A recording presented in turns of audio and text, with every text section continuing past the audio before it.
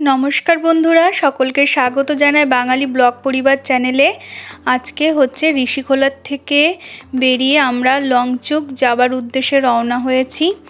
যাবার পথে যতগুলো সাইট সিন পড়ে, জায়গা পড়ে, সেগুলো দেখতে দেখতে যাব। প্রথমে গিয়েছিলাম আমরা রেওনোকে। এখানে বিনায়ক মন্দির আছে। এই মন্দিরটির নাম হলো বিশ্ববিনায়ক মন্দির। এটি গণেশ বাবাজির মন্দির। খুব সুন্দর একটি জায়গা, একদম শান্ত পরিবেশ, বেশ সুন্দর। মন্দিরটার কারুকার্য দারুণ সুন্দর ছিল।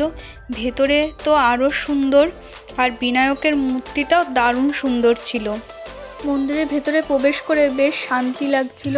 খুব সুন্দর ছিল জায়গাটি, এবং বাইরের জায়গাটিও দারুণ সুন্দর। চারিদিকে পাহাড়, মধ্যেখানে মন্দির, অন্যরকমই লাগছিল একটু। এখানে আমরা অনেকক্ষণই প্রায় সময় কাটিয়েছিলাম। মন্দিরের সাইডেও একটা সুন্দর গার্ডেনের মতন ছিল, সেখান দিয়ে নিচে নামা যায় এবং সেখান থেকেও সুন্দরভাবে পাহাড় দেখা যাচ্ছিল। রাস্তাটি ধরে কিছু দূর এগিয়ে গিয়ে দেখলাম রাস্তাটি একদম নিচের দিকে যাচ্ছে, তাই আর বেশি দূর এগিয়ে না গিয়ে ফিরে আসলাম।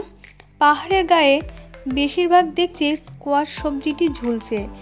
আমার তো দেখে খুব ইচ্ছে হচ্ছে যে টপাক করে একটি পেরে নিই, কিন্তু পারার আর হয়নি। পরে আমরা গেছিলাম ওখান থেকে মাঙ্কিম হিম পয়েন্টে। অনেক উঁচুতে ছিল, এত সিঁড়ি ছিল, উঠতে উঠতে পা ব্যথা হয়ে যাচ্ছিল। তা হচ্ছে দেখার ইচ্ছা যে একবার যখন এসেছি সব কিছু ঘুরে না দেখে যাব না। এখান থেকেও বেশ সুন্দর লাগছিল জায়গাটি।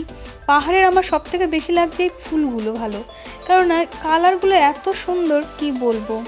তারপরে একদম ভিউ পয়েন্টে উঠে গেলাম অনেক সিঁড়ি পার করে। এখানে এসে দেখি কাঞ্চনজঙ্ঘার। আমি তো প্রথম কাঞ্চনজঙ্ঘা দেখে খুব অবাক হয়ে গেছিলো, এত ভালো লাগছিল কি বলবো। অনেক দূরে ছিল, সেরকম ভালো করে আমি বোঝাতে পারছি না, কিন্তু বেশ সুন্দর লাগছিল। হালকা এক ঝলক দেখতে পেয়েছিলাম কাঞ্চনজঙ্ঘা। এখানেও একটা মন্দির ছিল, এটাও হচ্ছে বজরংবলীর একজন মন্দির। সেখান থেকে দেখে আমরা বেরিয়ে আসলাম একটা মনস্ট্রেতে। এখানে কাজ চলছে, মনস্ট্রেতে গেটের কাজ চলছে। তা হচ্ছে আমরা একটু ভেতরে গিয়ে দেখলাম যে খোলা আছে কিনা, কিন্তু খুব কপাল খারাপ ছিল আমাদের। এখানে বেশ ঘুরে টুরে পৌঁছানোর পরে দেখলাম যে মনস্ট্রেটা বন্ধ হয়ে গেছে, কিন্তু তার আর দেখা পেলাম না।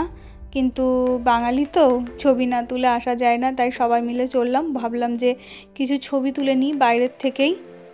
এখানকার পরিবেশটা পুরো শান্ত ছিল, এমনিতেও বন্ধ ছিল জায়গাটা, তাই বেশিক্ষণ সময় নষ্ট না করে বেরিয়ে পড়েছিলাম অন্য জায়গায় সাইট সিন দেখার উদ্দেশ্যে।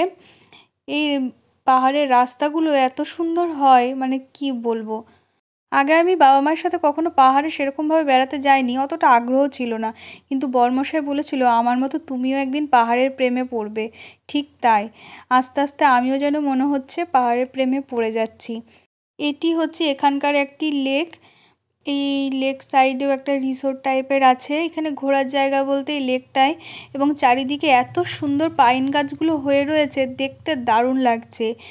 এই লেকটা প্রাকৃতিকভাবে তৈরি হয়নি, এটা আসলে তৈরি করা হয়েছে। আর চারপাশটা বেশ পার্কের মতন। এখানে বেশ সময় কাটানোর জন্য ভালোই জায়গা।